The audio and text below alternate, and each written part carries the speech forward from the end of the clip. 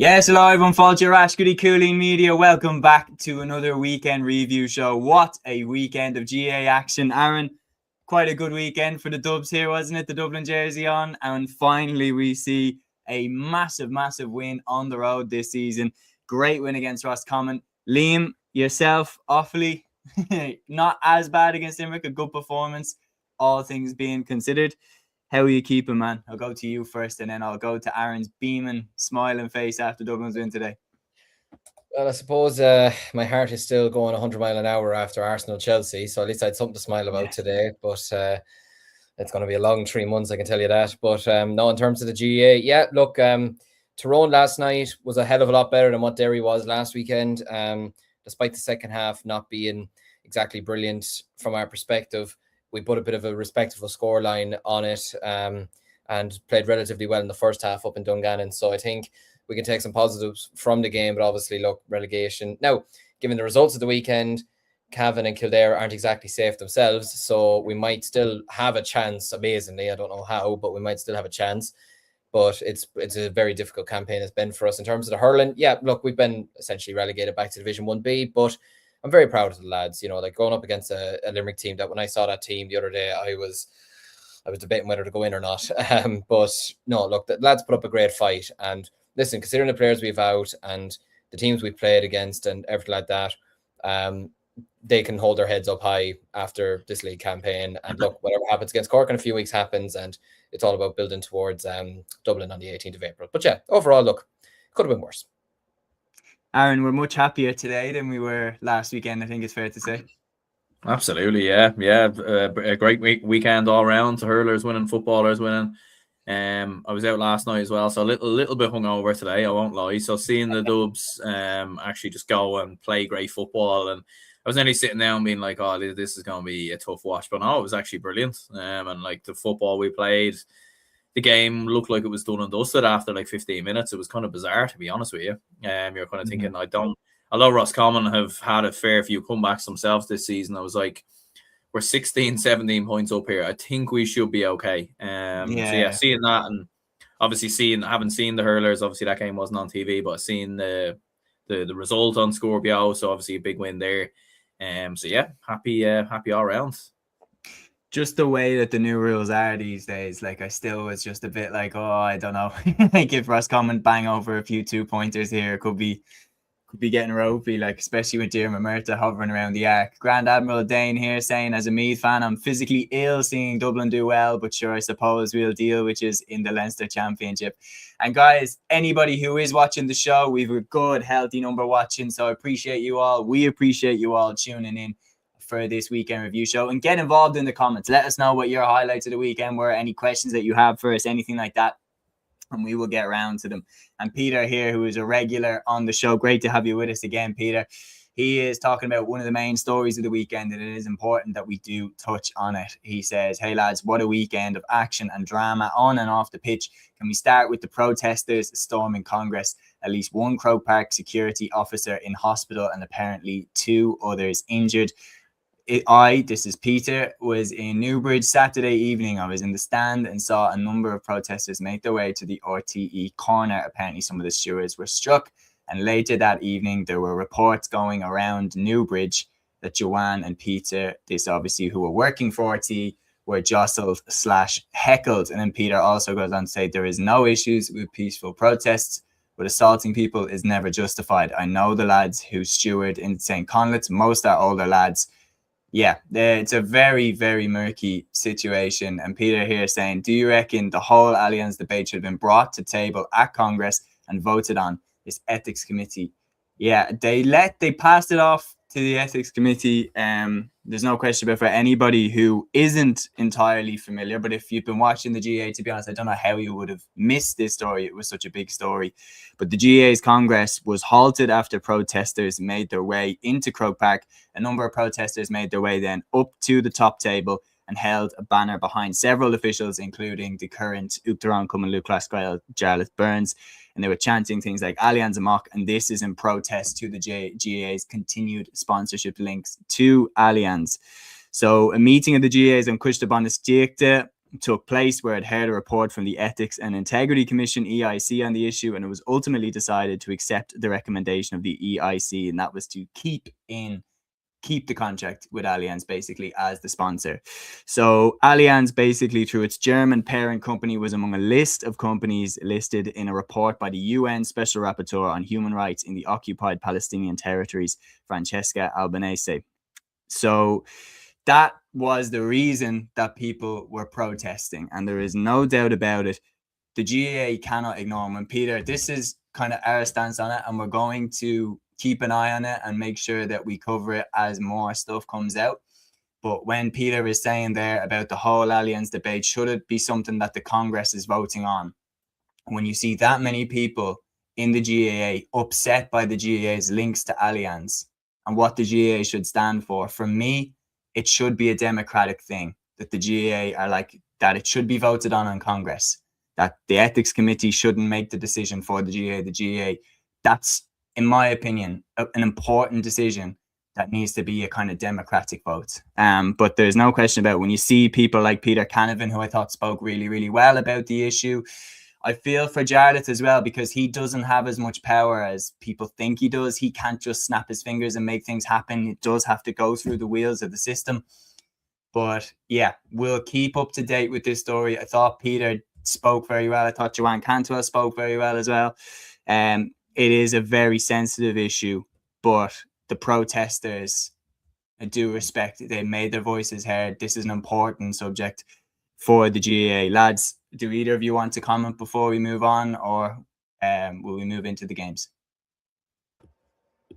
No, I think everything you've said there is fairly accurate and, very well said. And yeah, look, as the story develops more, because I'm sure it will over the next 3, 4, 5 days, possibly even the next few weeks, there'll be a lot more to debate about it. But yeah, very interesting developments over the weekend anyway.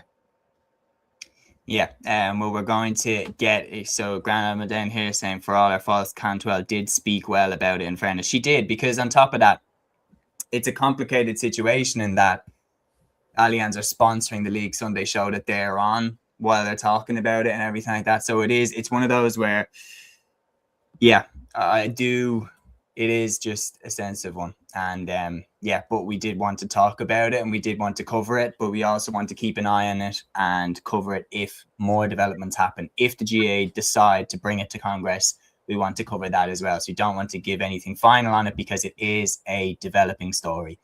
But yeah, fair play to everyone making their voice heard about this issue. We're going to move on then to the games, and we're going to start off, Aaron, with the game that put a smile on my face and your face and every Dubs face in the country, and probably put a frown on everyone else's face in Ireland. Dublin going away to Roscommon and beating them in an incredible performance, 121-2-7 in Dr. Hyde Park. Dublin, with their backs against the wall, come out swinging and get a very, very impressive win over Roscommon in the Hyde. It still remains 2002 was the last time the Roscommon got a competitive victory over the Dubs. Aaron, this is exactly what we needed. 100% it is, yeah. It's a massive, massive win from a Dublin perspective. Like, I mean, coming into this game, I think we all had Roscommon as favourites, given the way that they were playing, the numbers they were putting up, how much Dublin were struggling as well. So you could never have imagined Dublin just rock up there and win the game before it nearly even felt like it started. But yeah, by far, Dublin's best performance in more ways than one.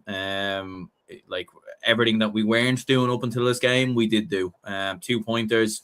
We scored 5 2-pointers in the opening 25 minutes, all from different players as well. Paddy Small, Owen Kennedy, Noel Scully, all chipping away in terms of 2-pointers. Luke Bretnock obviously gets a goal as well.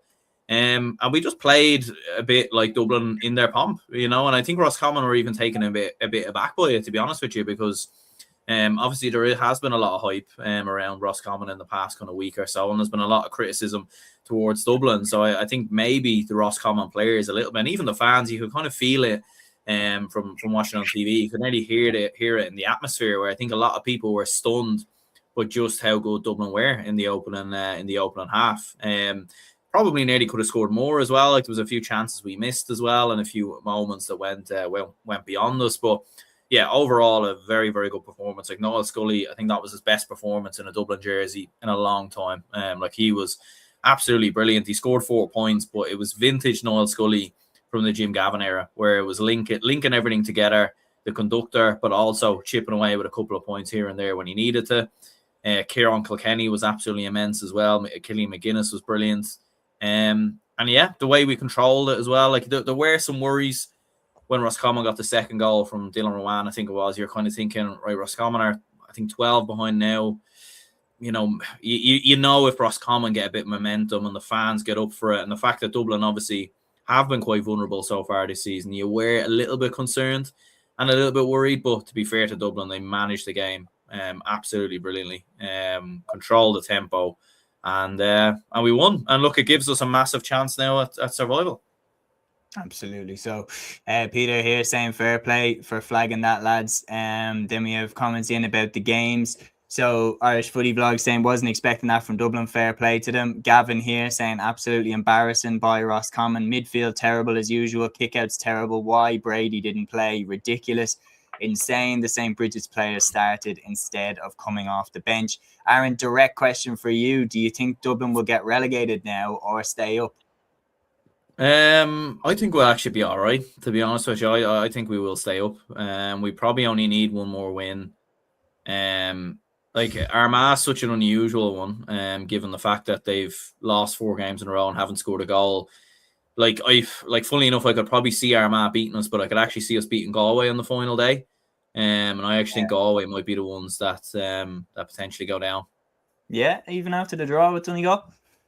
Yeah, although now that I think they play Monaghan though, don't they? Actually, now that I'm thinking about it. I'm thinking about that win that Galway got over Armagh, and I'm thinking like that could be crucial. Yeah. Like that could be the be all and end all now at the end. Alan Maloney saying hopefully this win will kickstart Dublin into doing something. Gavin saying loser of Armagh, Dublin for me.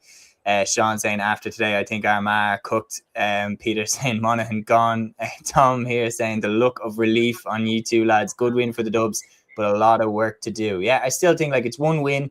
It's not like all of a sudden we're prime 2019 5 in a row chasing Dublin, but we have moved in the right direction in terms of this win, and it's important that we got back on the board and got the feel-good factor back. Jer saying Clare achieved a clean sweep in Hurling, Camogie, Gaelic Football and LGFA. No hard feelings about Aaron being the only one to back Clare to beat Limerick in the Gaelic Football. Yeah, we're going to come to that one later as well.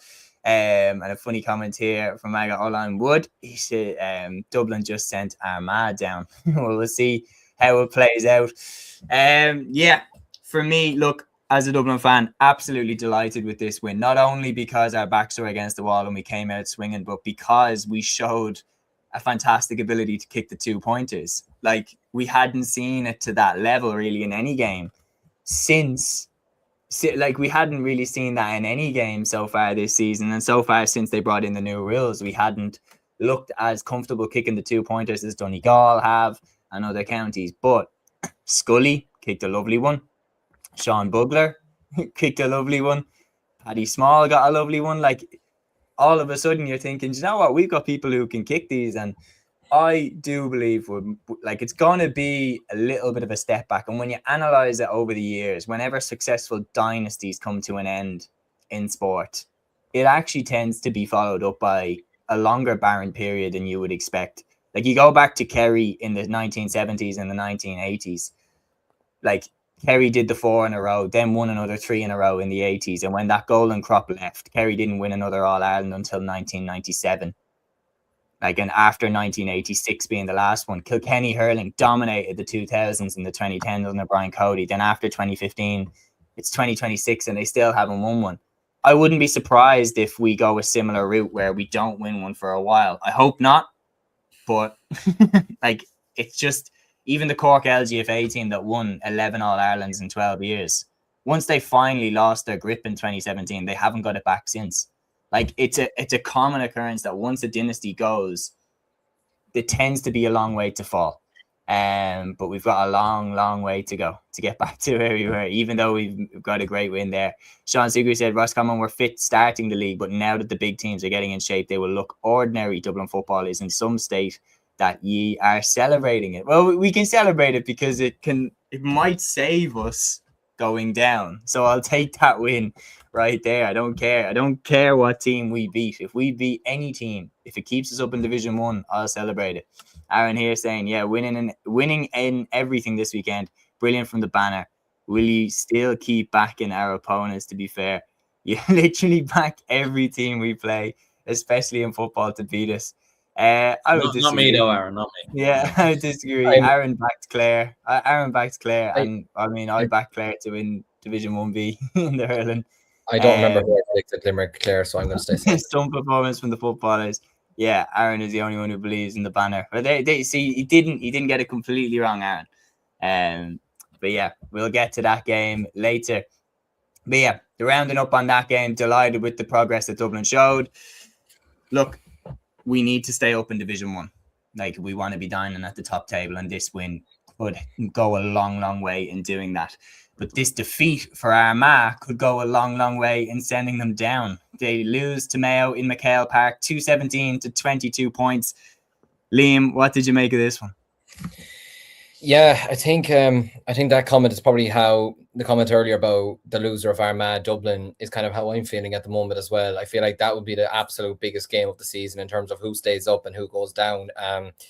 Yeah, look, a tough defeat for Armagh to take again. Again, I want to say thanks to Cúilín, the football genius, our friend, who gave his analysis afterwards, and he was saying himself that he didn't think Armagh played particularly bad today, probably better than they did against both Roscommon and Donegal, but still not fully kind of at the races. I mean, there was one stage they were 114 to 9 points down. They were 114 to 7 points down after 43 minutes. Now look, Mayo have been doing exceptionally well this season. And again, I mean, first of all, Kobe McDonald coming off the bench and getting 2 points again. And I saw the reaction that he got when he came off the bench as well from the supporters. And it's great to see, people appreciating this young footballer. And isn't it great that we have a footballer of this magnitude, of this talent coming through the ranks at the moment? Even if we do lose him to Australia, I think we just got to appreciate him for the moment and appreciate him every time he comes on to the pitch. He's looking exceptionally good for them. But yeah, another positive performance from them. Jordan Flynn is kicking 2-pointers now, once again, this weekend as well. He got 1-2 in the end. Ryan O'Donoghue got 3 points. Keane McHale, who is another player I'm very, very impressed with, finishing with 1-3 as well. So yeah, just fantastic win for Mayo. Conor Loftus getting an arc as well from centre back. So even though he had to go off early enough, but yeah, look, brilliant win for Mayo. To have started, like, at the start of this league campaign, like, I mean, geez, I predicted Mayo to go down, but to have turned around and to have come into the league campaign and gotten wins over the likes of Dublin, Armagh and Galway, I mean, that's really, really impressive going from them. And obviously Monaghan last weekend as well, putting up 230 past them. Like, what we think about Monaghan not being up to the races this year, it's still unbelievable from Mayo. And yeah, Andy Moran is doing a great job with them at the moment. Look, we know with Mayo, this could turn fairly quickly if things don't go their way necessarily over the next couple of weeks. But it's a lot of positives for them at the moment. They're playing some good football and they're looking primed and ready. Whatever about the league, they're looking primed and ready for the Connacht Championship. And we need a very competitive Connacht Championship. And I feel, to a degree, how some people say, like, oh, you need a certain team to still be in a championship, or you need a certain player from a certain sport to be in a championship or something like that to keep it entertaining and keep people in there. I feel like Mayo are sort of like that, because people love the chaos. People love the chaos of Mayo hurling. So yeah, if I picked an All-Ireland final, I'd have Mayo versus Armagh. Like that would be my All-Ireland final. Just in terms of like those two counties, in terms of games that I've watched, have always given me like heart attacks. And like usually when I'm watching them, I don't care who wins. Like, I don't have a favorite. Like, I went to the All-Ireland because at the time I was working in Croke Park, so I went to the All-Ireland final in 2024, and I didn't have a preference between Armagh and Galway as to who won. But the last few minutes, my heart was in my mouth. Like, I was like, I can't deal with this, and I don't have a horse in the race. I don't know how people are. Yeah, I don't know how people like people and Mayo as well. Like, even from the Dublin side, Aaron, how many finals did we watch between Dublin and Mayo? And I was always more confident that Dublin would find a way to win in those games. I think when Lee Keegan scored the goal in 2017, I think that was the main moment when I was like, shit. Like I thought when that went in, I thought we were done. But yeah, who knows? We have a lot of comments coming in about this game. Peter saying Mayo are the highest scoring team in Division 1 after 5 games. Andy Moran doing very, very well there. Grand Admiral Dane saying still Armagh score very high numbers. Mayo doing very good. Wouldn't be surprised if they go deep into the championship brackets, but not enough to win the All-Ireland, obviously. And then says Mayo will never win, Sam, ever again. So firing shots at Mayo. Grand Admiral Dane. Aaron here saying great to listen to you though. Great knowledge across all grades, men and women. Did awfully play well against Limerick Lane. Thanks a million, Aaron. We do try to keep covered across all the topics, and we will be covering all codes and all divisions on this episode. But yeah, we are going to Gavin here saying Mayo look like winning the league, unfortunately. Tom saying, Aaron, I think you're sneaking in a pint behind that black screen. Who knows? Maybe I wish, Tom, I wish. And we're getting a lot of comments asking about Matthew as well. For anybody who's confused as to why we don't have a full house tonight, Matthew was up in Derry to watch that game against Cork, and yeah, he is making his way back, I believe. I could be wrong. I think maybe he might be staying up with his family or something up in Derry, or making his way back. I'm not sure. But yeah, either way, he's not around for the pod tonight. And we knew that in advance. But yeah, we'll get to that game later. But anyway, great win for Mayo. And again, their trajectory continues on the up. For Armagh, like I felt like I was a bit crazy predicting them to go down, but the longer it goes on, like it's looking more and more likely like they could slip in. Aaron, if you had to call it, do you think they could go down, or do you still think they'll save themselves? I think, I know a couple of minutes ago I said Galway would go down, but I said that and then literally immediately after realised that they're playing Monaghan. So Galway probably win that game and finish on 6. I think Dublin finish on 6 as well. And then you're looking at Armagh thinking, well, they have to win both games, but one of their games I think is against Kerry. And that's going to be very difficult. So I think, to be honest with you, I think Armagh probably will go down with just how it's kind of panning up and how it's shaping up. Like, even if they beat Dublin, still think there's a chance that Dublin go and beat Galway on the final day.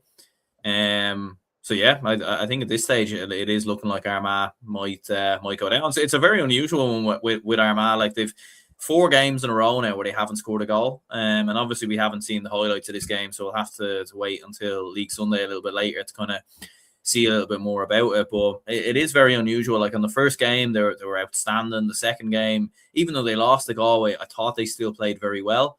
And yeah, it's just like against Donegal, they had good moments. Like, it's been very unusual, because I don't think, obviously we'll wait and see the performance later, but I don't think they played that badly, to be honest with you. But yeah, here they are with 2 points, and if you're not taking goals, it's nearly like they got punished. They turned their nose up the goals in that game versus Galway, and it's like karma's come back to get them ever since, because they can't seem to find any goals now.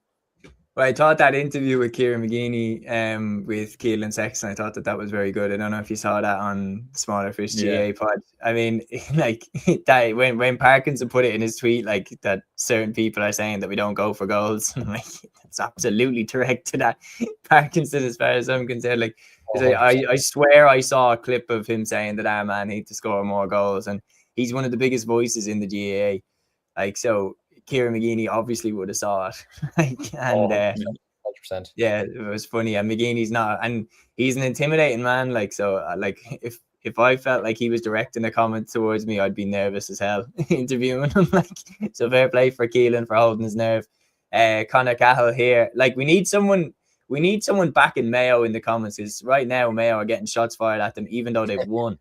Connor saying Mayo remind me of a hockey team in the NHL. They're called the San Jose Sharks. Basically, their success is minuscule, but they overachieve almost every single season, only to fall at the last hurdle.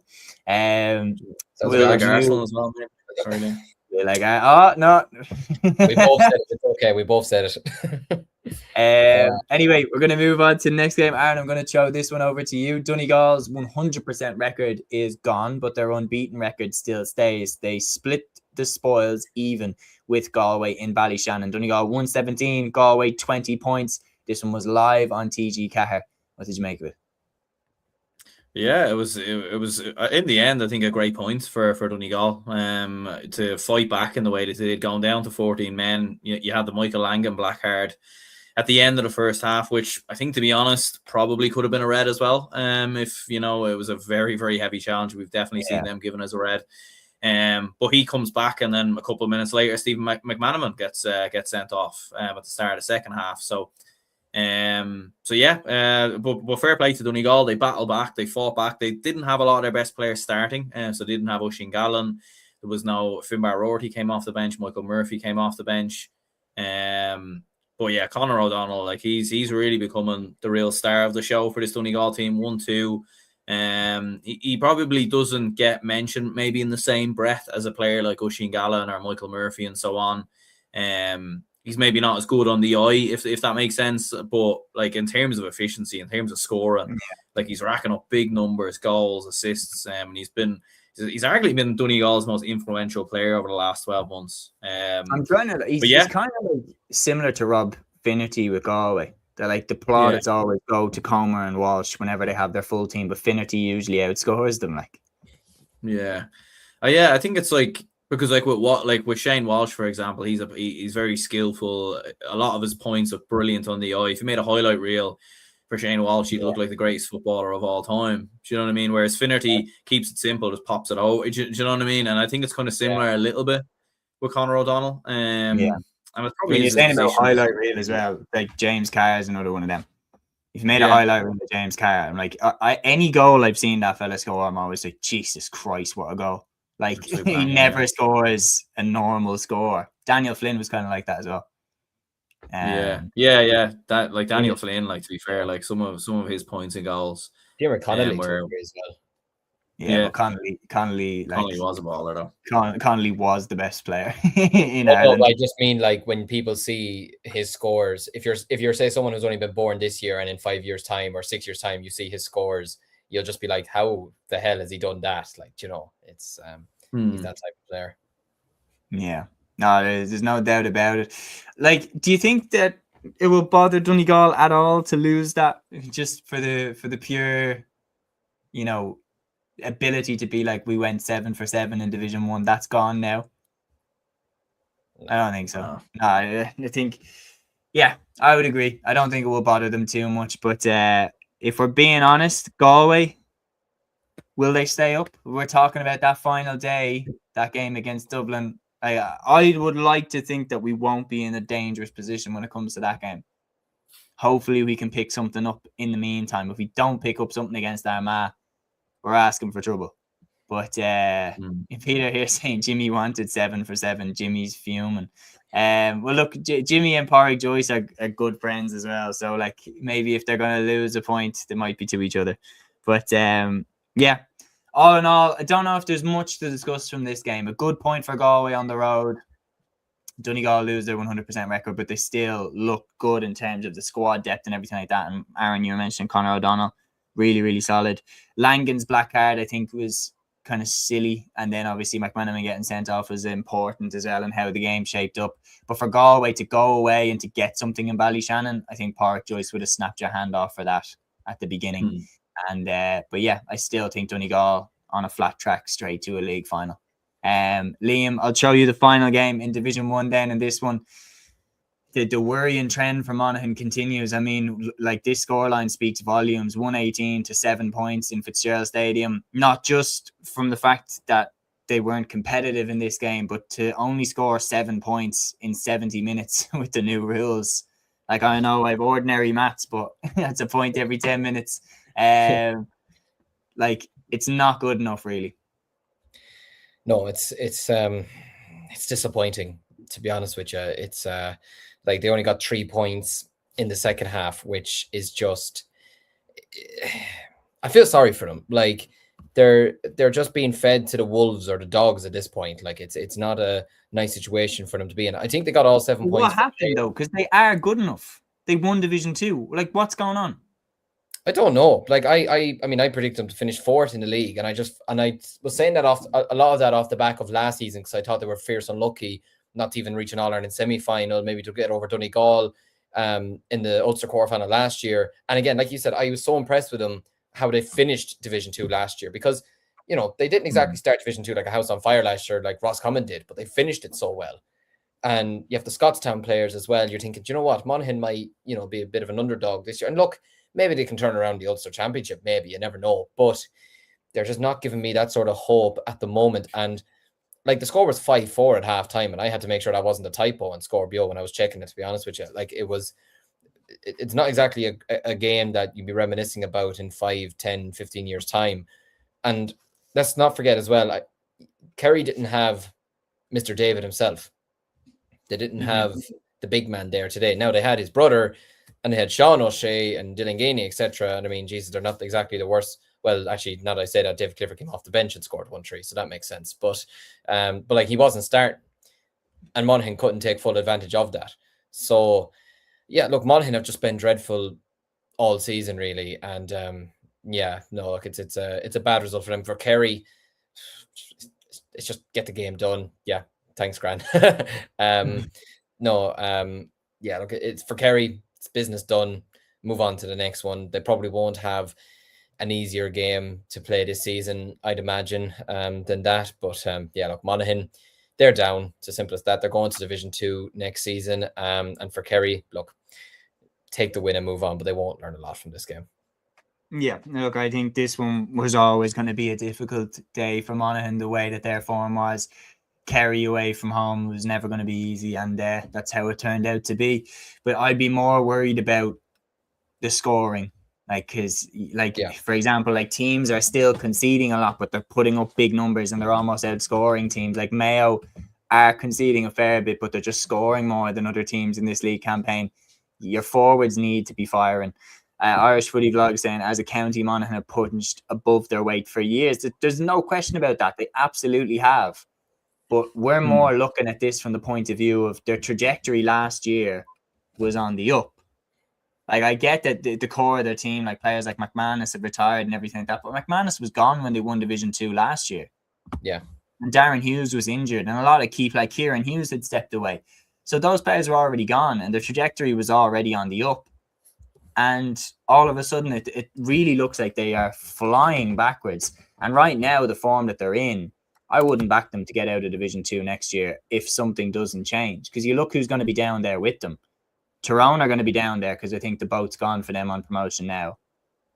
And whoever goes down from Division 1 with them, whether that's Dublin, Armagh, Galway, and then on top of that, you'll have one of Meath, Cork and Derry also in there. Like, it's going to be an absolute shark tank. So, like, who knows? Before we wrap up on Division 1, though, we will say Mikey here saying Monaghan were the only standout team in Division 2 last year. The drop-off is bleak. And Peter saying, I think Bannigan needs to go. Dennis saying, slow start in scoring in the first half by Kerry. And Dermot saying, I want an All-Ireland final, Mayo versus Armagh this year. I think if Dublin get knocked out, I'm all in on that. Dermot also saying this before we wrap up Division 1, we've a couple of comments in here about the Mayo Armagh game.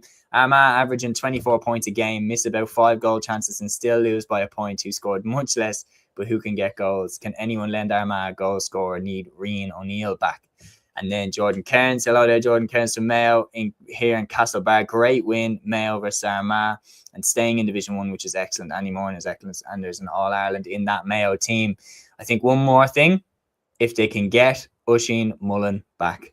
I think if they add Oisín Mullen back in over the next couple of years, I think they definitely could be one of the front runners. And Sean saying Derry are dark horses for Sam, in my opinion. And that's the game we're going to go to next. We're moving down to Division 2's round 5. I'm going to start off with the clash of Derry and Cork in Celtic Park. Derry 131, Cork 14 points. Cork's perfect start to Division 2 comes to a screeching halt in Celtic Park. Derry put in an absolute exhibition and ran out 20-point winners. And when you look at the score sheets, obviously big shout out to Matthew for providing all the stats on this game. But you've got Shane McGuigan there with 9 points, including a 2-pointer. You've got Lachlan Murray with 1-4, Paul Cassidy with 4 points, Niall Lachlan with 4 points, and a plethora of scorers, like well spread across the field. And on top of that, they kept Stephen Sherlock to 6 points in terms of like two pointers. So 4 scores that he got on the board, and they marshaled quite well. Obviously, Ian Maguire was a massive loss. He was out for this game. But Matthew's comment in himself, let me just bring it up. Says, bad day at the office today. Injuries caught up with the lads. Maguire and Tommy Walsh, massive losses. Hopefully Tyrone do us a favour versus Meath. There's no question though, Aaron, it's a setback. It absolutely is, yeah. But I think you have to give massive praise to Derry though as well. Like to beat Cork, like as we've said, Cork have been a very good side so far this season. They've started the league brilliantly, 4 wins from 4. Definitely no slouches, like, do you know what I mean? And haven't beaten Meath last week. So to go and actually beat them by 20 points it's incredible. Like they've scored a combined tally of 356 in their last 2 games, which is just a mental kind of tally to put up. I know with the new rules where we're used to teams scoring high numbers, but like it's incredible, really. And I think the big thing with Derry, from what I've seen, obviously again we'll catch the highlights a little bit later, but like last season, they did have big performers in the usual kind of big players like Brendan Rodgers and Shane McGuigan, but it was the other kind of fringe players or, you know, other players who weren't really like producing as much. Like you didn't hear much of Lachlan Murray, Noel Lachlan, these lads last season, but they're all stepping up big time. Like Lachlan Murray scored 1-4, Paul Cassidy with 4 points, Noel Toner. All 6 starting forwards all got on the score sheet. So absolutely huge there from a Derry perspective. Look, the midfield, obviously not having Ian Maguire, I'd imagine that was a big impact. But yeah, a bit of a mad game, because even looking at it on score, like Cork scored 9 points inside the opening 20 minutes, and then they only scored 5 after that. They only scored 4 in the second half. So a little bit unusual from a Cork perspective. Definitely a setback. I think the problem with Cork now as well, when you actually look at the score difference of the 3 teams, like Derry are on plus 46, Cork are actually on -7 now. So when it comes to score difference, that could be a potential issue if 3 teams are all on the same points, because I think Cork could potentially miss out because of that. But I think for Cork, the big thing now is Kildare next at home. We'll get on to Kildare, like they're in free fall at the moment. Like Cork need to beat them, but I think Cork also need to put a bit of a big number on them to give themselves the best chance. Absolutely. Like, we're going to move on to that game, because to be honest, Liam, Division 2 had 4 relatively comfortable victories. Like, there wasn't really much close games going on in Division 2, and this one again fits into that category. I actually tipped Kildare to give Meath problems, because I thought local rivals, if Kildare have an opportunity to kick Meath's promotion campaign out of the window, they might do it. But no problems for Meath. 121 to 10 points in St. Conleth's Park. Peter, you were there, you were saying in the comments, so if you could get your opinions in on this game, we'd really love to hear it. But Liam, what did you make of this? Yeah, Meath looked big, strong, commanding, everything you want from a team that has aspirations to not just get promoted to Division 1, but to make progress on what they did last year in reaching an All-Ireland semi-final and trying to win a Leinster title. I have to say, if there's one footballer I just absolutely love watching at the moment, it's Jordan Morris. Some of the scores that he kicked, there was one particular one he kicked in the second half, and it was David Clifford, like the way he just leans the ball back onto his foot, and the way Clifford kind of just stamps his right foot and kicks it over without much of a pushback, or like the way he like lifts his left leg up. Do you know what I'm kind of trying to say? That the way he kicks it, it was just so natural, and I really enjoyed watching him play. But I enjoyed the movement and the tackling and everything from Meath, to be honest with you. Like, they looked really, really solid. Jack O'Connor got 4 points. Jack Flynn, although he only got the 1 point this week, he was still just a towering figure in the middle of the park. And he's going to be a player that other teams are going to have a game plan for as the season progresses. And yeah, like Meath are coming together really, really nicely at the moment. They're a team that are moving quite well. They haven't let the defeat to Cork last weekend tamper them too much or affect them too much. So yeah, look, they're firmly in the hunt now for promotion back to Division 1. Yeah, look, especially after that defeat to Cork today as well, they could definitely be eyeing up promotion. Like they have Offaly in the final round, and like judging off form at the moment, you'd expect them to beat Offaly in the final round, realistically. Who is it that they have next in 2 weeks' time? I'm just trying to think off the top of my head. They've played Derry, they've played Cork, they've played Louth, they have Tyrone. Yeah, Tyrone. So the way Tyrone, even watching them last night, I know we'll get on to that game in a minute. Yeah. So, but even looking at Tyrone last night from my own perspective, I think Meath should absolutely go and beat them, to be honest with you. Tyrone are not the same team kind of as they were last year, and they're not playing their best football at the moment. I think if Meath played Tyrone tomorrow, Meath beat them 100%. So, look, Meath are in the driving seat. I expect them to go up at this stage. As for Kildare, yeah, look, especially after the opening 2 rounds when they had a draw with Tyrone, beat us, and they were looking good. And even though, okay, Derry had a couple of players that were sent off or got blank cards and Kildare couldn't take full advantage of it.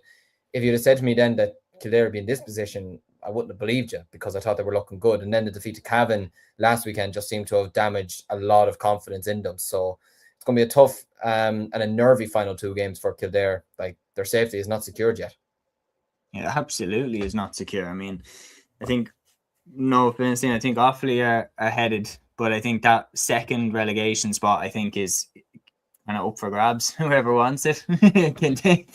But I definitely think, like, a great comment in by Peter about Aaron Kernan's addition to the backroom team and everything like that. And Meath have bounced back really, really well. I made the point in the preview show when I shaded it to Meath that last time we saw them get a big setback was when they lost to Louth in the Leinster final. And the way that they bounced back from that, beating Kerry in the group stage of the All-Ireland, like, they bounced back really, really well from that. And there's a bit of metal about this Robbie Brennan Meath team. We've seen another example of it here. But Louth GA fan 57 saying Louth to dash Meath's promotion again by winning their next 2 games and other results to go their way. Lol. But on top of that, we have a question in here for us. Let me drag it up. It was to ask for Dub's opinion. I think it was from Brendan. Oh, here. Brendan Kennelly saying, I'd love to get the Dub's opinion on the likes of Kildare, Meath and Louth. The reality is, I think Kildare still have a little bit to go in terms of winning a Leinster championship. I think I would understand in any order, but I think the top 3 in Leinster, with all due respect to the rest of the teams, I think the top 3 are Meath, Louth and Dublin. And you put them in whatever order you want. But I think those are the 3 teams that I think could win Leinster this year. And I think if it came outside of that 3, I'd be pretty surprised. But then again, like, it might be a case that, like, Westmeath get into the Leinster final and they play against Meath or they play against Louth or Dublin, and they're just a good stylistic matchup for them on the day. Like, it could be like a Roscommon and Connacht in 2010 where Sligo took out Mayo and Galway, and then Roscommon were just a great match for them on the day. Who knows? We'll see how it goes. But yeah, I would be surprised if it doesn't come from that 3. Peter saying number 1, Meath, number 2, Louth, number 3, Dublin. He says agree about the general assessment. Yeah, Division 2 just wasn't that competitive, lads. I'm going to show another game back to you, Aaron. Usually the most competitive division, but Louth going away to Cavan and won by 122 to 112. And the thing is, we tipped this as being a very dangerous game for Louth. I tipped Cavan to win this, and I have to say, Louth have made me look a little silly predicting that now. Yeah, like I think that bar and Tyrone Offaly, and bizarrely enough, Tyrone, I know Liam will get onto it, but Tyrone Offaly probably nearly actually gave a good go in that game, to be fair. Whereas the other 3 were a lot more maybe one-sided. And yeah, this one in particular, massive win again for Louth. I said previously, like, I think Louth, from whatever was said at half-time of that Meath game, they've turned the corner, and they're banging form now. And to get a big win over Tyrone, huge win and everything else, but now back it up versus Cavan. Because look, if they had lost this game, then they might have been dragged actually back into the relegation fight. Like, Cavan actually would have went above them on the head-to-head rule. So, and considering Cavan beat Kildare last week as well, like they were kind of up for the game and everything else. But yeah, huge win from a Louth perspective. Toyd McDonald, very impressive with 3 points at wing back. I remember seeing him for the 20s a couple of years ago. I think he actually won the under-20 footballer of the year. So he's a great start having the team. And they are bringing through a lot of the kind of 20s lads, like Kieran McArdle's in the side as well. And one player who is back, who didn't actually feature, I don't think, last year, was Kieran Downey. He scored 1-4 in a full forward. So he's a big addition to have back in the Louth ranks. And yeah, for Cavan, it definitely is a bit damning and disappointing from a Cavan perspective, because, like, even though Cavan have only had 2 points on the board, you couldn't criticise them too much. They gave everything versus Meath. They gave everything versus Cork. 2 very good sides. They lost those games. fair enough. They came up against a good Tyrone side, lost that game. They bounced back, beat Kildare. And now a damn defeat versus Louth. But the funny thing is, I actually still think Cavan might get out of it. I'm sorry to say, Liam, but Cavan are playing awfully, and I think Cavan might be able to win that game, whereas Kildare are on 3, and I'm not sure where the points are coming from a Kildare perspective. So I think Cavan might actually still get out of this. I think it's Cavan or Kildare to go down in that second spot. I think that's what I'm thinking. Brendan here saying the mad thing with Cavan is they've been in 3 one-score games so far in this league campaign. With a little bit of luck, we could be talking about Cavan in a different light. What I would be, and then Loud fans saying Downey did play. You mean Connor Early returned? I don't know, Connor Early, but yeah. There's a lot of Connors and Kierans in the Loud team. I clocked that when I seen the program one time. It was Connor maybe Ryan, I mixed them up. Craig Lennon. Like, there's a lot of C's. Like, there's not many, but a lot of Connors, Craigs, and Kierans in the Loud team. And they're all class as well. Like Conor Grimes, Connor Keenan, Craig Lennon. But anyway, we'll like my thing about it is like looking at this game between Loud and Cavan. Look. When Brendan was mentioning there about how Cavan lost games very narrowly, what we were talking about on previous episodes was kind of a striking similarity to Dermot McCabe with Westmeath last season, where they were very, very competitive, lost a lot of games by 1 point and ended up going down. And we were saying it was kind of heading in that way if they didn't obviously turn the ship around. Ryan here talking about Wexford. He said in Division 3 it would be a huge achievement for Wexford to do back-to-back promotions. Massive last 2 games ahead for them. We'll get to them. Massive win over Sligo. But anyway, wrapping up, Liam, unfortunately, I have to throw this game to you as an Offaly man, but Tyrone 28 points, Offaly 213 in Healy Park. Tough day at the office? Yeah, absolutely. It was, look, nothing could have been any worse than the Derry game last weekend. That was just one of the darkest days we've really had in the county, to be honest with you. But look, I'll give the lads a lot of credit. In the first half, we were on a lot of the ball. We were doing a bit better with kickouts from both sides. Yeah, look, the goal that we got from Jack McAvoy came at a crucial time in the game. We started off well. Keith O'Neill, to be fair to him again, showing that he's well capable of playing at this level. Got 2 good scores at the start. Cormac Egan looked back to himself a small bit as well. He was breaking through tackles and he was on the ball a lot. He looked a bit more confident. This game, I would say it's probably his best game he's played so far in the league. But yeah, look, other lads, did relatively well as well. Marcus Dalton at wing forward, was going about well and was linking up with play a good bit too. Jordan Hayes, 1 or 2 times could have taken a shot on for a 2-pointer, but still he's a big towering figure. He's able to take hits or take a few belts if he needs to, and he's able to drive forward with the ball as well. But just, look, second half came about look, Tyrone completely took over. Mahi Donnelly got 3 points from full forward. Like, I didn't even know he was playing in the first half, and then the second half he comes out and he just tears as a new one, to be honest with you. He was on fire. No, but like, I mean that in a nice way.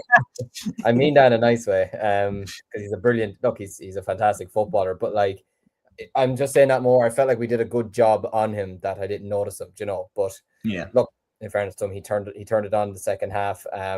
So did Canavan as well. At corner forward, he got 5 points. Darren McCurry came off the bench, got 3 points as well. So look, overall, Ronan Cassidy got 3 points as well. Overall, look, the goal at the end kind of put it. And in fairness to Darragh Flynn, I'll give him a shout. He got 1-2, and his goal at the end was a cracking one, but it was kind of damage limitations at that point. The score kind of just made it a bit more respectful from our perspective. Like, we lost the game by less than 10 points, so I'll take that as a victory from our perspective. But relegation is looking like, unless we were to catch Cavan on a bad day or we were to catch Meath on a bad day, we are going down realistically. I know there's still a chance, but I don't realistically see it happening. But look, the lads are still giving it a good go, and I do appreciate them still doing that, because it's not easy for them to keep constantly traveling to difficult grounds and then for it to fall apart like this. But look, well done to Tyrone. They deserve to win in the end. But look, another tough day at the office. But look, we're known as the faithful, and I'm going to stay faithful to them. So Absolutely, well said. That's Division 2 wrapped up. We're going to move on to Division 3, and I'm going to split the deck and give you 2 games each to have a look at from Division 3. And there were some big results. Aaron, as you called this one, I'm going to give you one of these. So Clare beating Limerick 121 to 12 points away in McNeville Park, and Wexford also getting a huge win over Sligo, 16 points to 1-7 in Wexford Park. Yeah, look, firstly, big win for Clare. Like, to be fair, as I was saying, like, I think they have been racking up big numbers in the last couple of games. They've been averaging around the kind of like 120 to 121 mark in the last couple of games, whereas Limerick haven't been scoring huge numbers. So yeah, big result for Clare. Like Owen Cleary with 7 points, Mark McInerney as well with 1-8. They've been 2 of the big standout performers from a Clare perspective. Yeah, big win for Wexford as well. The Division 3 has been a bit mad, and we will get onto it with Laois Westmeath. A lot of teams at home have been winning their games, but then when they go away from home, they just get hammered. And Sligo has been the perfect example of that, where they go away to Laois and they lose like very convincingly. And now they've done the same here against Wexford as well. And yeah, like Division 3 is like I think there's like 3 or 4 teams with 6 points. Yeah, well, right now, Down are on 10, 5 wins from 5. Wexford are second currently. Clare are third, and Westmeath are fourth, all based on like score difference and head-to-head and whatnot. But they're all on 6 points.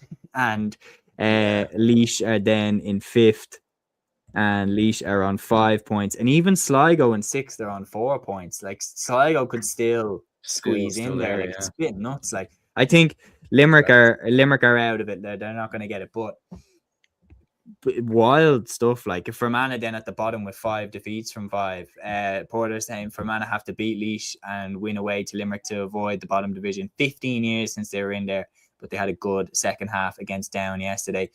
If you had to pick, Aaron, who do you think's going up before we move on to Liam and the other 2 games? Well, look, we'll go with Down. I think I might go with Clare as well. I need to see the fixtures, to be fair. Yeah, I said Westmeath at the beginning, so I'm going to stick with them. But the result today, I said Limerick originally, so I don't think it's going to be them. The result against Limerick. Well, I'll stay true to my predictions. Ryan saying Wexford have Westmeath and Clare left. I mean, that's 2 tough games to wrap out your division. I think maybe they stutter in one of them games.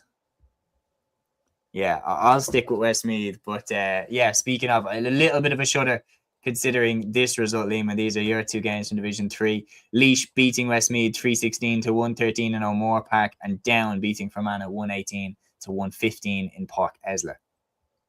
Yeah, I think for Down, it's just simply a case of get the result and get out, to be honest with you, because I didn't expect Fermanagh to get as close to them as they did, but credit to them. You know, they battled to the end, a lot better than what they did against Westmeath last weekend. They didn't throw in the towel or anything like that. And I suppose they probably wouldn't, considering it's an Ulster side they're going up against. They might want to try and prove a point of some degree. But no, look, Down, they're moving along very nicely. Patrick Havern getting 7 points in this game, so he was the main threat for them. Oran Murdoch getting a goal and 2 points as well. I'm expecting big things from him this season once again. Adam Crimmins getting 4 points also from play. So yeah, look, a good positive result from them. They'll take it and they'll move on. 5 wins from 5. Their promotion is, I'd say, pretty much secured at this point.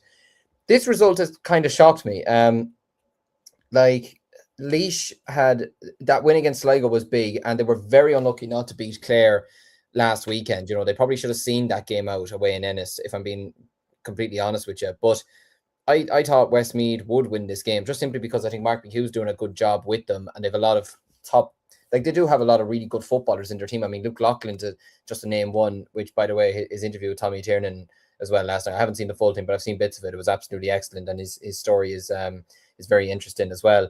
But like, you had him who got 1-6. You had Kevin O'Sullivan who got 3 points. Like, they have some really good players, but Kennellan's red card, I know it was towards the end of the game, but that didn't help their matters whatsoever. But Laois were just on a completely different level. And the dog's agreeing with me. But no, look, it's a brilliant win for Laois, though. To beat a Midlands rival is crucial for them. Ronan Coffey, who I've spoken to numerous times on Midlands 103, finishing with 1-1. Evan O'Carroll, who I rate very highly as well, getting a goal and 3 points. And yeah, look, for a side that were one of the favourites to go down, for them now to be on 5 points after, 4 or 5 games is unbelievable feat for them. And if they can somehow drag themselves into the talk for potential promotion, I mean, we could be looking at a potential, I would say, shock if Laois were to go up to Division 2. It'd be a bit like us going up last year, to be honest with you, because we were nearly one of the favourites to go down last year after the way 2024 went, and then we went and got promoted. So Laois could do the exact same thing this year. But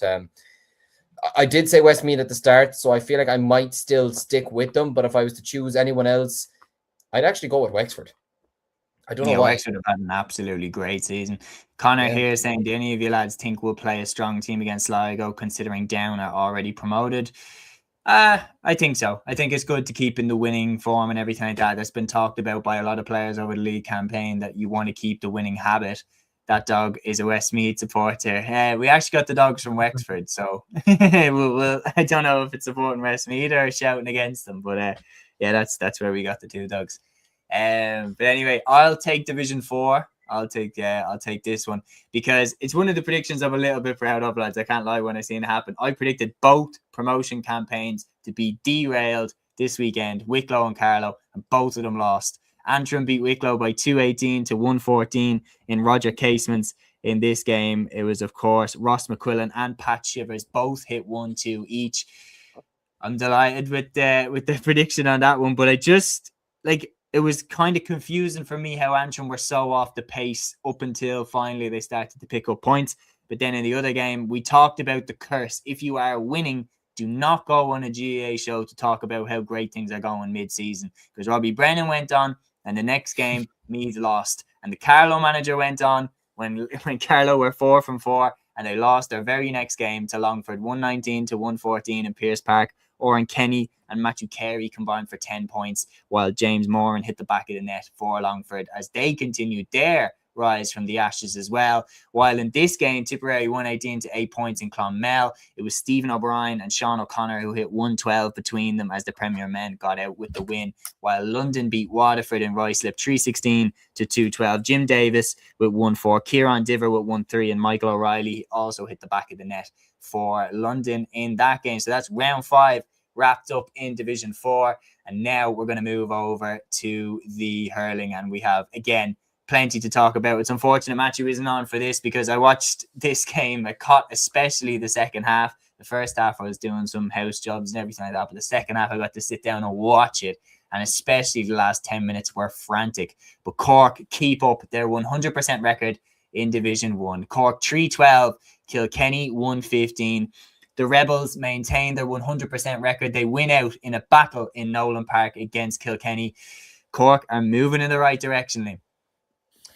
Yeah, and unfortunately from Matthew's perspective, the hype train is not going to be going down anytime soon with these types of results, especially going away to Kilkenny and picking up a huge victory. Look, I caught the second half of this game as well because I was in a Tullamore, which we'll get onto in a minute. But judging by what I was getting from my friend who's actually from Kilkenny, he was saying that he's sort of worried for Kilkenny this season, that he's saying if there is a year that Kilkenny don't win the Leinster Championship, it's this year. And he referenced to me how much of a big loss Hugh Lawler is.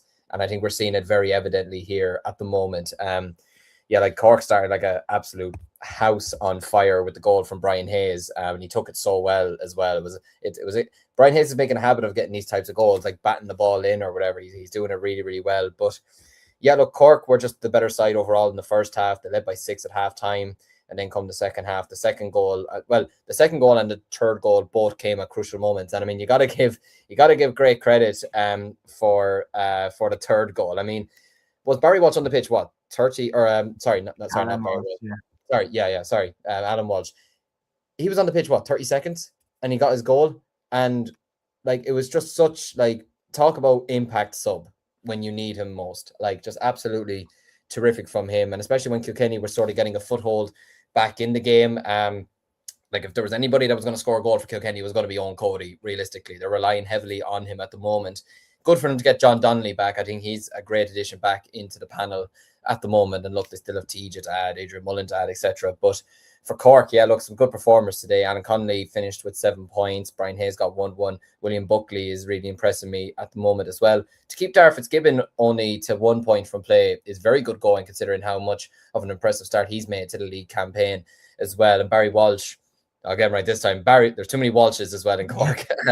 Barry Walsh getting a goal as well will boost his confidence massively as well. But yeah, look, I'd say for Ben O'Connor to have picked up wins, and especially like this one as well, where they sort of did have to dog it out, he'll be absolutely delighted with it. And yeah, I'd say Cork now are looking very likely. Look, they do have Offaly in the final game. They should realistically win that game in Páirc Uí Chaoimh, even if they were to lose. I think, isn't it Offaly? Offaly's their last game. Do they have a game next weekend, or do they? Or have they had the bye yet? That's what I'm trying to think. They had the bye. Hasn't had the bye. No, they're playing Limerick next weekend. Sorry. Okay. But I think even if they were to lose that, I think they've sort of booked their place in the league final already. But Kilkenny as well. It'd be interesting to see who's going down with Offaly, because you now have Waterford, Kilkenny, and Galway sort of and to a degree Tipperary sort of staring over their shoulders, sort of worried at the moment. Well, all 4 of them are level on 4 points. That's what I mean. Yeah, so could be an interesting final couple of weeks, I have to say. Yeah, to see who's going down to Division 1B. Only time will tell. Aaron, when you're talking about this game, I mean, Liam sums it up really, really well. As if Cork didn't need more attacking talent. I mean, Barry Walsh looked absolutely unbelievable. Yeah, no, as if Cork were stuck for attackers. Barry Walsh in his first start looked unbelievable. And then Alan Walsh, 30 seconds in off the bench, outstanding catch, and buries it to the back of the net. I mean, the squad depth that they have is ridiculous, to the point where, like, Ben O'Connor literally said, like, there's lads that weren't in the match day 26 that will be driving the standards of training. They're in a really, really good place, this Cork team. They absolutely are, yeah. Like, and that's the thing. I mean, like, that's been the thing for the last couple of years. It's been, there's no shortage of talent within Cork. It's how can you just put all the pieces of the puzzle together. And you do have a lot of players coming in now. But to be fair, yeah, 2 lads who got their opportunity. Barry Walsh, as you said, took his goal well. Same with Alan Walsh as well. And yeah, massive win from a Cork perspective. Like, it is interesting, like, with their approach to the league. They're going hammer and tongs. They're coming out fast out of the blocks in a lot of these games, getting early goals. And realistically, like, from what I've seen of this game, like, it was fairly comfortable really from Cork. Like, they never really ever looked like losing the game. Maybe Kilkenny made a bit of a fist of it towards the end of the match, and I thought Cian Kenny, to be fair, was impressive. He scored 8 points overall, but yeah, it's another massive win from a Cork perspective. And as we were saying with Matthew, like, the hype train around Cork is not going to go down anytime soon. It's absolutely going to build up and up and up into the championship, to be fair. But look, winning breeds confidence, and for Cork last year, in my opinion, it wasn't the hype that derailed them, in that final. Yeah. You know what I mean? I don't, there was hype in the semi-final, there was hype in other games, and it didn't derail them then. So yeah. It's going to be one of the great all-time mysteries, isn't it? Like, that second half in that All-Ireland final. I've never seen a weirder second half of my life. Brendan here saying, will Cork be able to manage the expectations? Like, it is interesting when you're looking at it. Like, I think getting that first All-Ireland will be so important. And I worry what happens if they get that first All-Ireland, because all of a sudden then the shackles are thrown off. That pressure to get one, you'd be a bit like, okay, we've got one, regardless of what happens. And then maybe they do nothing after that. Who knows?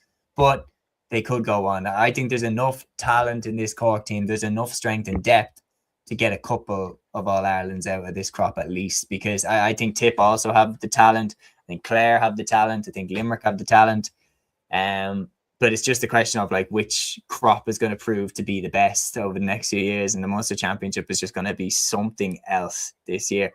And I think Ben is the perfect appointment, especially when Pat Ryan left. I think he's absolutely proven to be the right man so far anyway. And it is interesting that their approach is to go for everything. Aaron, I'm going to bat it right back to you for this clash. Galway-Waterford, we talked about how important this one could be. And when we're talking about who could go down along with Offaly, Galway have pushed Waterford right into the mix as well by tying with them after winning this game. 218 to 16 points in Pearse Stadium. What did you make of this one? Yeah, massive win in the end for Galway to get over the line, to get the victory, as we were saying previously. Going into this year, as you were saying, like, I think if Galway had have lost this game, you know, massive trouble in terms of relegation and everything else. Obviously, with 4 teams all on 4 points, so yeah, huge for Galway to step up. Cathal Mannion excellent with 9 points. I thought Ronan Glennon at wing back was brilliant as well, getting a goal. Aaron Ireland continuing on his brilliance from this season. In fairness, like for Waterford, I thought they started well. They got a couple of early points from the likes of Michael Cúilín and Jack Prendergast. But to be fair, you know, the more the game went on, the more Galway settled into it. And I think they had that mad spell in the first half where they scored maybe 1-6 or 1-7 without reply. And that kind of really took the game away from Waterford, to be fair. And yeah, massive result for the Tribesmen.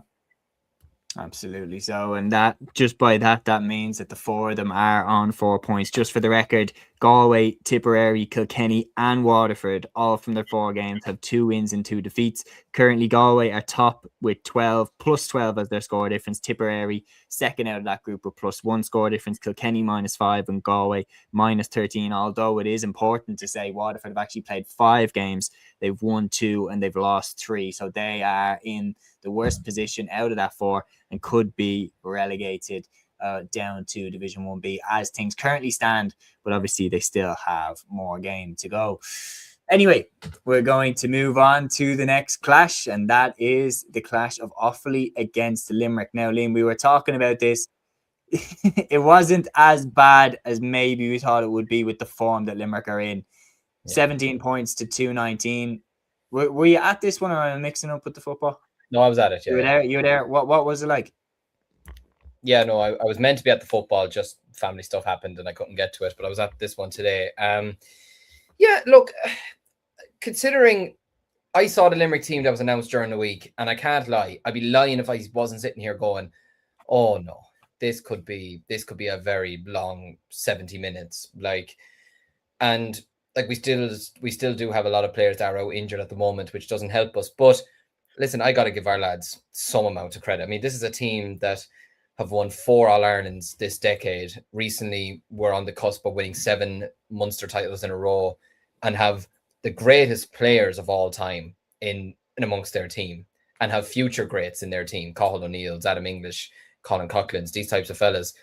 And our lads stood up, you know, and like even with, say, some of the size differences between, say, their players and ours, our lads weren't afraid to get stuck in today, which I was really happy with. I was like, listen, if you're going to lose, go down fighting. And they absolutely did. Now, look, I will say one thing. I wasn't impressed with the referee in Tyrone Offaly. I felt he was a bit against us at times, especially with Jack McAvoy's black card, which I probably should have mentioned as well. But today, I think Liam Gordon was probably on our side, to be honest with you. We got a few soft frees, especially towards the end of the game, which, look, you take them. But I think if you're watching from a neutral's perspective, half the time, there was one stage, I believe, I think it might have been Cathal O'Neill who flicked the ball out of Oisín Kelly's hand, and he did it so nicely. And it was given in as a free in. And I was like, that's just not a free in. Do you know, like that's a skill, robbing the ball out of someone's hand by flicking the hurl. Do you know what I mean? But look, it was like, it took Limerick a long time to get settled into the game. They were hitting a lot of poor wides, which they wouldn't on another day. Well, look, if we can go on and do what Limerick have done, then I'd be absolutely delighted. Never mind if we could win 1 Leinster, never mind winning 4 All-Irelands. But no, look, there were some certain players. I think one thing that's a positive from this campaign is I think a good chunk of our spine of our team is kind of sorted now. You've Liam Horan goals. Ben Keneally kept Aaron Gillan to just 1 point from play today. He was absolutely magnificent. Killian Sampson, having him back at centre-back, he's so crucial, to be honest with you. Carl King was out injured today, which was a shame. He might be back for the Cork game, but if he's not, he's not. I'd rather have him back for the championship, to be honest with you. Turgainen has settled in really well to this team. He got 2 points from play. Adam Screeney, it wasn't really a game for him, but I still think he did relatively well. He got a good point for play at the start. Got the large majority of our scores from place balls as well. I thought Luke Nolan in the second half of corner forward did relatively well too.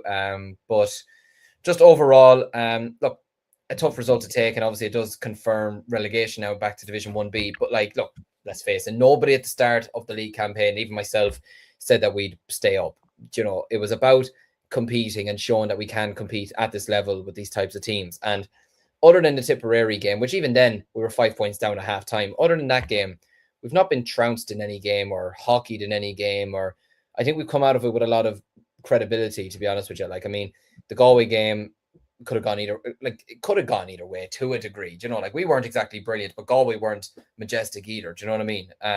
Lost to Kilkenny by 4 points, lost to Waterford by 6. Like I said, we were down by 5 at halftime to Tipperary, but they brought on the big guns in the second half and we just ran out of legs. And again today, look, I'm proud of these lads and I'm proud of what they're doing at the moment.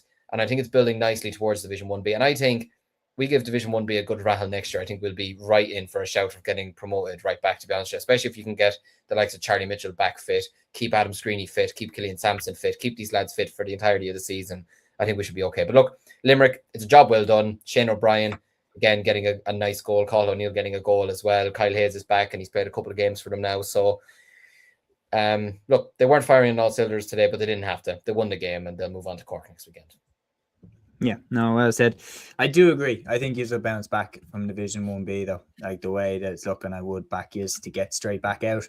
And we will move to Division 1B's games. I'm going to put these together with an eye on the clock. And because of the fact as well that the 3 games were relatively comprehensive victories.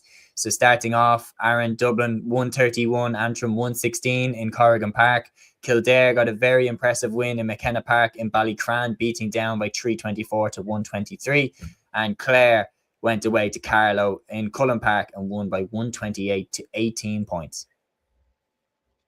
Yeah, absolutely. Look, from a Dublin perspective, first of all, obviously this game wasn't on TV and was actually on the same time the footballers were on. Which, yeah, I understand. To be fair, it's very hard with games, and I know it happens with other counties as well. But I think, yeah, when you're having 2 games on from same calls at the same time, it is a little bit annoying. But yeah, good win in the end from a Dublin perspective. I think we started very strong. I think we were 10 points to 1 up in the opening 15 minutes. And that was huge because, look, Antrim, after getting the win versus Carlow, you know, they had their tails up. They were ready. Obviously, Dublin, you know, these are the type of games in the past we've saw Dublin lose. Especially, you know, we put in a big performance against a Wexford or Kilkenny or something like that. And then I mentioned Wexford there, so maybe that's why the dog is barking there. But yeah, no, look, we got the victory, we got the big win, and yeah, we march on into well, we obviously keep alive our hopes of promotion, and yeah, big wins for Kildare and Carlow as well. Probably Kildare and Clare, sorry, you probably expected the Clare win, in fairness, going away to Carlow, and then yeah, big result from a Kildare perspective as well. Liam, you take the wheel. No, wait, actually, I'll run through the games. I think the barking may stop. No, it won't. Liam, will you give your thoughts on 1B and I'll deal with this? Oh, God. Yeah, look, from a Laois Westmeath perspective, yeah, it's been a very successful weekend for Laois, and I can imagine Westmeath will not want to be looking at them for a little while, to be honest with you. But yeah, I think this win all but confirms Laois's promotion. Their last 2 games sort of favoured them as well to a degree.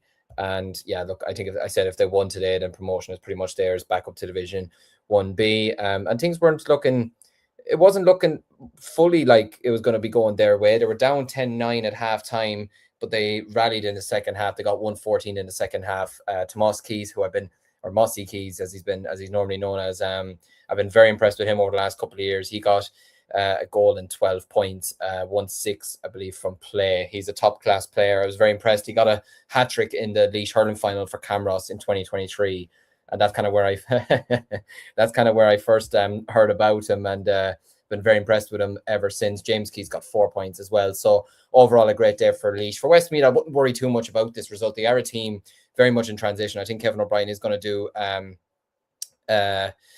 I think Westmeath are still going to do a good job over the next year or two. They've lost a lot of players this year, so Kevin O'Brien kind of, is kind of having to bed in a lot of new faces as well. But I wouldn't worry about this result too much. I think they're still very much in the promotion charge from that perspective. But yeah, Laois, I think, have very much confirmed their promotion back.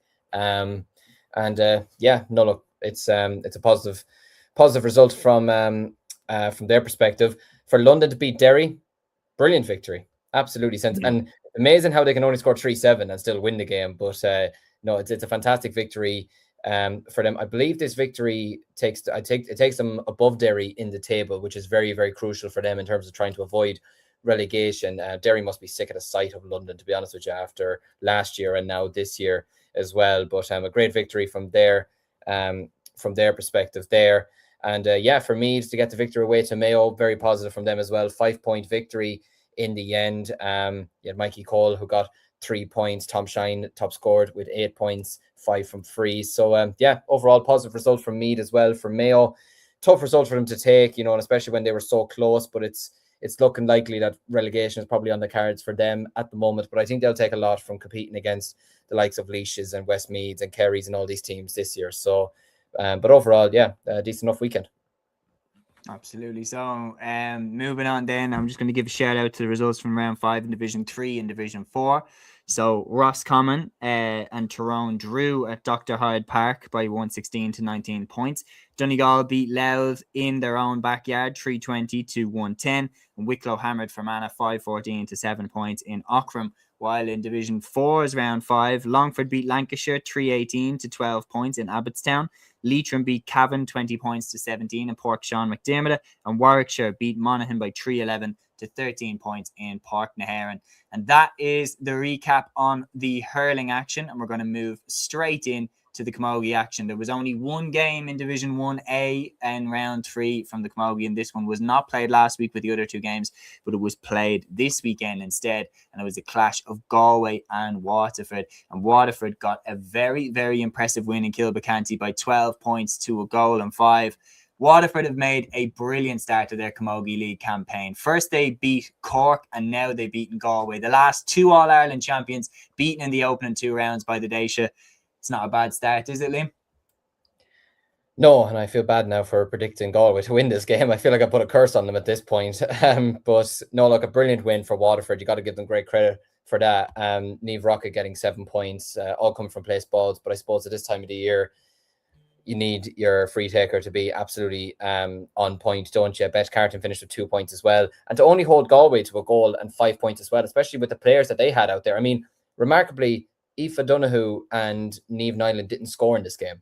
Like, that's really, really impressive going, especially going forward for the rest of the season. Carrie Dolan only scored 1 point as well. To keep those types of players to just 1 point from play over the course of 60 minutes is really impressive going. And this will make a few people sort of stand up and take a lot more notice about Waterford. I think it's definitely possible for Waterford to potentially maybe this year go and do a double.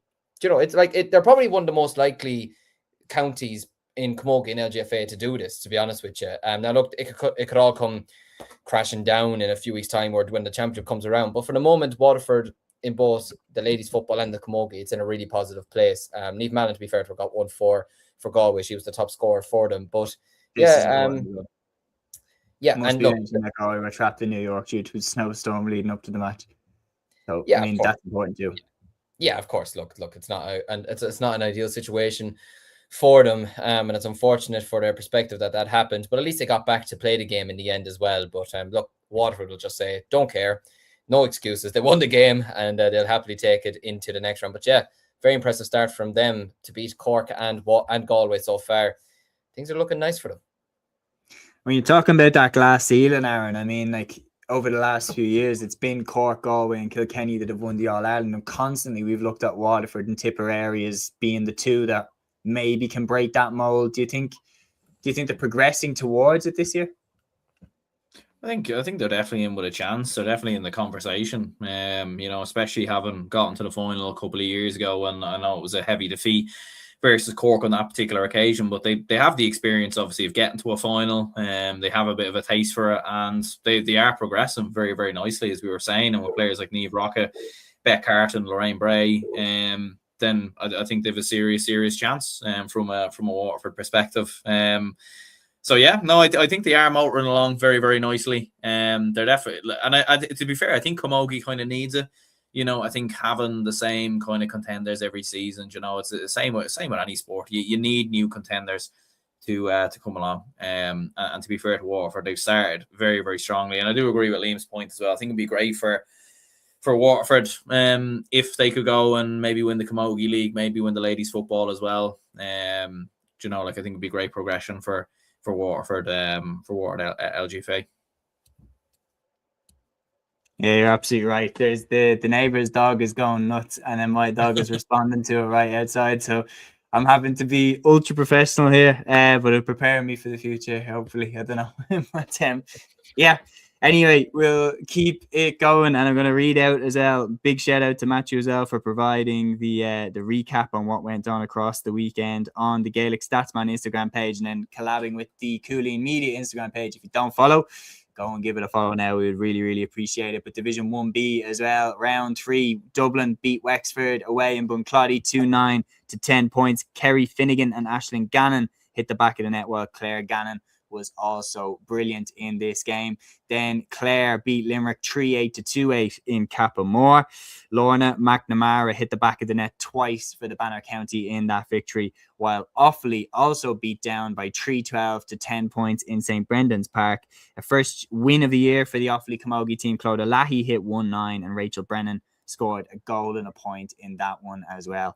And then looking at the results in Division 2A, Derry beat Westmeath by 12 points to 10. Kerry beat Carlow 112 to 19, and Meath beat Laois 216 to a goal and 8. While in Division 3A, Tyrone 4-6, Roscommon 14 points. Armagh 210, Kildare 1-6. And then in Division 3B's round 3, Monaghan beat Louth 4-11 to 1-4, while Mayo beat Donegal 6 goals and 8 points to 2 goals and 3 points. And that is the Camogie action wrapped up, and we're going to move swiftly along now to the LGFA. Round 5 of the little LGFA leagues, and this one basically served as a league semi-final. Cork versus Waterford, 112 to 3-5 in Páirc Uí Rinn. Cork continue their superb league campaign. I think it's fair to say, Aaron, at the start of the campaign, we wouldn't have expected this from Cork. Cork have had a fantastic league campaign in the LGFA this year. They've looked absolutely brilliant. Big wins over the likes of Kerry, and now beating Waterford in Páirc Uí Rinn, and Waterford were flying it before this game. Now they're pretty much nailed on to get to the league final. It's been a brilliant start for the Rebels. It absolutely has, yeah. I think like the majority of us, including Matthew, I think all had Cork down as a team to get relegated. So yeah, I think to kind of turn around and get this victory, I think was absolutely huge from a Cork perspective. Aoife Healy getting the all important goal, and absolutely like 4 wins from 5 games, it puts them in a massive chance at getting to the league final, you'd have to say. And like overall, it's been very, very good. Look, for Waterford, disappointed, obviously back-to-back defeats. Little bit of a setback in regards to that, but look, from a Waterford perspective, they are making strides. They are making progress, to be fair. And look, there's still an outside chance. Like, they've 9 points on the board from 5 games, still in with a slight chance of potentially getting into a league final. But yeah, massive win for Cork. You would be afraid, wouldn't you, Liam, given how successful Cork have been in the history of the LGFA, that like all of a sudden now they're creeping up with a new team. It's like it's got overarching similarities to the team of the 2000s. Well, I'm glad you haven't said you'd be afraid when Matthew's on the podcast. He might be saying to you, what do you mean afraid? But no, I get what you mean. Yeah. No, look, and it's very impressive from Cork. Like, I did not expect this at the start of the league campaign. Like, I mean, the Kerry result was probably one that really stood out, going away to them. Now Kerry's home record has not exactly been brilliant this year, to be fair to them, but to go away to them and beat them by double scores was impressive enough. But to then follow that up with the victory last night, to have 4 wins and a draw is really impressive going from them. And ironically, it wasn't a draw against against Armagh in the league campaign. A draw was against Kildare, sorry. Against Kildare. Sorry. Yeah, no. But to get the draw against them, like extremely ironic, to be honest with you, considering the teams that they have beaten so far. But no, look, Cork are coming along nicely at the moment, and look, I don't see them winning an All-Ireland this year. Just I think teams will improve as the year goes on, and they'll gradually get better.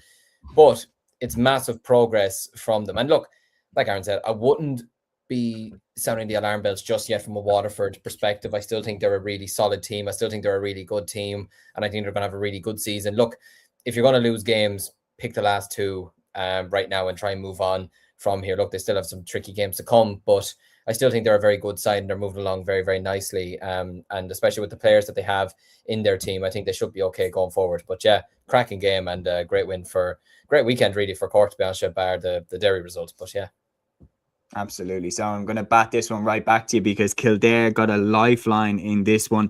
Alana Prizeman hit 1-1. Maya Doyle, Gillian Wheeler and Aoife Mernan also hit the net for the Lily Whites as they beat Meath 4-8 to a goal and 10 in Mangard. And when we're talking about defibrillators and everything like that to jumpstart their potential survival campaign, beating one of their biggest rivals like this is a hell of a way to do it. And now, like, if I get the table up, like, I know that Dublin obviously got the win over them last weekend and everything like that has to be factored in. But right now, when you look at the table, Kildare are on 4 points, Armagh on 4 points, and Dublin are on 4 points as well. So it sure as hell ain't over yet. Absolutely not. I suppose Kildare women showing the Kildare men how to beat Meath and how to beat them convincingly enough. Anyways, maybe they could take a couple of lessons from that. But no, look, impressive from Kildare. From Meath, that'd be a slightly worrying result from their perspective. I mean, it's another game where they've conceded 4 goals. They conceded 4 goals against Kerry as well. I know they had the very impressive win against Waterford and very impressive win against Dublin, but they're still probably just not the strongest that Meath possibly can be right now. And yeah, look, that would be a very damaging result from their perspective. But like you said, it boosts Kildare's perspective of staying in the division. Like, who would have thought at the start of the campaign that like Dublin would be bottom? You know, like it just wouldn't have made sense to me, to be honest with you. But yeah, look, the league is certainly thrown up its fair share of surprises at the moment. And if Kildare could manage to stay in this division, it'd be absolutely massive for them. But for Meath, look, they might not get relegated just judging by the table at the moment and maybe 1 or 2 head-to-heads, but they're not exactly safe yet either at the moment, which just makes for a very interesting end to the campaign. And just while I'm here as well, I meant to mention for the Offaly down game, I want to give massive credit and respect to Clodagh Lahey because she buried her grandfather last week and still went out yesterday, played her match, and she played absolutely excellently. And John Lahey was doing commentary for us for Milan's 103 today and, you know, did a fantastic job as well. So just condolences to that family and well done to Clodagh yesterday for her performance more than anything. Yeah, absolutely. Well said. Another massive game, Aaron. We went away to Armagh in the athletic grounds and this one finished a draw, 2 goals and 11 points each. We were mentioning in the build-up that we've kind of got Armagh at a bad time because big players are starting to return to the fold, and Armagh were noticeably better, but a very competitive and even and hard-fought draw here. Yeah, absolutely. Like I think Dublin started the better with the early goal from Orla Nolan, who in particular was absolutely sensational. She scored 2-8 overall. But Armagh, to be fair, probably looked like they had us at arm's length. We were scoring a lot of frees, probably to kind of keep ourselves in it. And yes, we were kind of saying, like, with some big players that Armagh do have, in particular in Kelly Mallon, who finished the game with 2-4. It was looking like it was going to be a tough game from a Dublin perspective, and maybe relegation was very much looming, but up step Orla Nolan right at the death as well on the buzzer to level the game and get ourselves the draw, which look keeps us alive in terms of relegation. I think a defeat would have been damning because it would have put Armagh up to 6 points and would have kept ourselves on 3. So the chances of us catching Armagh would have been basically next to nothing. So keeps ourselves alive, gives ourselves a chance. And yeah, highly entertaining game there by the sounds of it. Absolutely so. And I think the key thing as well to take into account with the LGFA division compared to the men's division is they give 3 points for the win. So it's big consequences if you get a draw in a game that you should win. You drop 2 points. And that's why, like, when Kildare beat Meath, like, their their survival chances increase fourfold compared to, you know, say when, like, if Armagh were to have beaten, or Dublin beaten Roscommon, for example, getting 2 points, it's not as heavy an impact as getting 3 points on the board. Misha May Fain here says, lads, fair play, you cover everything, great channel, thanks a million, my friend, and great to have you on the show with us. And keep the comments coming in, guys, because you absolutely love it when you get involved. Liam, the final game in Division 1 Round 5 then saw Galway go away to Kerry in a repeat of the 2024 All-Ireland final, and they beat them 1-11 to a goal and 4. Leanne Cohn continues to excel in the league campaign. She hit the back of the net for Galway and got a point as well. Kate Slevin with 3 points and Andrea Trill also with 2 with the key scorers. Very, very impressive win for Galway here. Yeah, absolutely. No, the Galway's main players are stepping up massively at the moment. Andrea Trill is certainly a player that I think is going to have a massive season for Galway. She had a huge weekend last weekend, and she has another one this weekend. Leanne Cohen is just a terrific forward at the end of the day. I'm not going to be saying anything for poor Roisin Leonard at this stage, because I feel like if I say she'll get a hat trick or something, it will come back and bite me again. I didn't say it. I'm sure, So Galway would be delighted if that happened. Just for ye, I'll say it when she's playing Dublin maybe later on this summer. Roisin, if you're listening, I'm sorry. But no, look, a brilliant win for Galway. But like I mentioned, this will be a worry for Kerry, just more so their home record has been shocking in the league. Do you know, and that's not something I expected. Like, I mean, you could probably excuse maybe losing to Waterford on the opening day. Like, that was on, I believe, correct me if I'm wrong, that was on a bank holiday Monday. The weather wasn't great. Yeah, that was round 2. So yeah. They beat Dublin away round 1, and then yeah, you're right. Like, they seem to be better on the road this year. They're much better on the road. They're like Tottenham in football. I was saying that they lost to Fulham, and I hope they get relegated. I'm an Arsenal fan at the end of the day, but yeah, they're much better away from home than they are at home. And even their score lines. I mean, they got 8 points against Cork, 1-9 today against Galway. Not this type of score line you'd be expecting from a team that then went and got 2 goals away to Dublin, 4 goals away to Meath. It's a small bit worrying from their perspective at the moment. Like, look, do I think they'll go down? I don't think. I find it hard to picture Kerry getting relegated in men's or ladies football. Hurling, nobody I could picture it, or Camogie, I could picture it. Just with football, whatever, just for some reason, I just can't. It's like seeing Kilkenny get relegated in hurling. I just can't picture it until you see it. But well, they had the most All-Irelands in both. That's what I mean. Like, I can't picture it. But look, they're not exactly helping themselves at the moment. But look, it'll be an interesting end to the campaign for Kerry. But I mean, they're going to want to fix their home form, because, like, look, it's just simply not good enough from their perspective, and they'll know that themselves. But for Galway, great win. They're moving along very nicely. Can't be complaining. 12 points after their opening 5 games. They'd have certainly taken out the start of the campaign.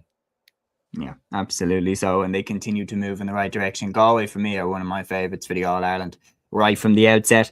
And then just running through the rest of it. So Division 2's round 5 starting off. Donegal beating Mayo away from home in Amenity Park. That means that Donegal and Cavan are now in pole position for promotion out of Division 2. Cavan also beat Monaghan by 2-9 to 1-9 in Killinkeer. This was a huge win. Ella Sheridan absolutely leading the way with 1-6, while Niamh Keenahan also hit the back of the net for Cavan. And then Wexford went down to Tyrone in St. Patrick's Park. Tyrone 4-9, Wexford 3-8. The big goals coming from Niamh O'Neill, Saoirse Gormley, Cara McNamee and Emer McCanny all struck the back of the net for Tyrone. And then in the final game saw Tipperary go away to St. Lomans and beat Westmeath by 3 goals and 8 points to 8 points. And with that result, it means that Tipperary actually leapfrog Westmeath in the table. And the other results then, the Division 3's round 5, it saw Fermanagh beat down by 110 to 2-6. Clare beat Limerick by 112 to 1-8. Louth beat Antrim by 15 points to 5.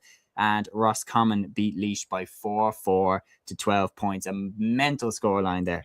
And then Division 4's round 6 saw Sligo beat Offaly 2-9 to 1-7. Leitrim beat Derry by the minimum 2-12 to 3-8. Carlow beat Longford by 4-13 to 3 points, while Wicklow hammered Kilkenny 127 to no score.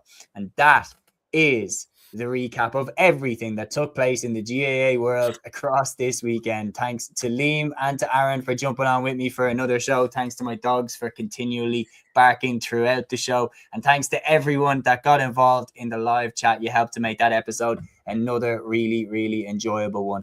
We will be back on Thursday night at 8 p.m. for another weekend preview show. And we'll be previewing all of next weekend's games as well. So make sure to like, follow, subscribe, share, follow Cúilín Media across all our socials to keep up with our content.